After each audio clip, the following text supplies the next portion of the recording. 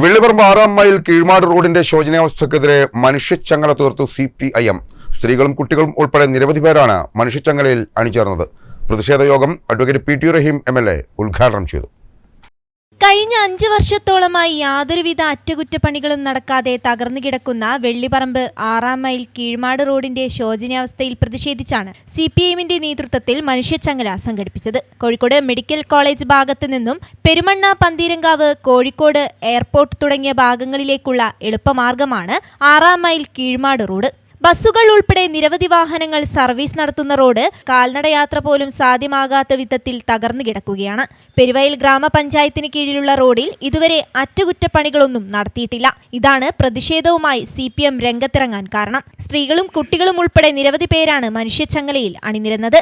മുതിർന്ന പാർട്ടി അംഗം V. വത്സരൻ സത്യപ്രതിജ്ഞ ചൊല്ലിക്കൊടുത്തു. തുടർന്ന് നടന്ന പ്രതിഷേധ യോഗം അഡ്വക്കേറ്റ് PT റഹീം MLA ഉദ്ഘാടനം ചെയ്തു. എനിക്ക് യാതൊരു സഹകരണവും നൽകാത്ത ഒരു പഞ്ചായത്ത് ഭരണ സമിതിയാണ് ഇവിടെയുള്ളത്.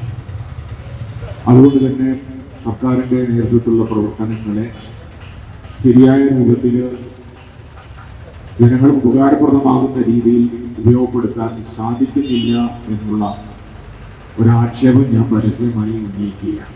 MP സന്തോഷ് കുമാർ അധ്യക്ഷനായി. KM Ganesan, MM Prasad, P. Anitha, Venu, Susmitha, Saidath, Mini, Jayan തുടങ്ങിയവർ നേതൃത്വം നൽകി. News bureau, Mavoor.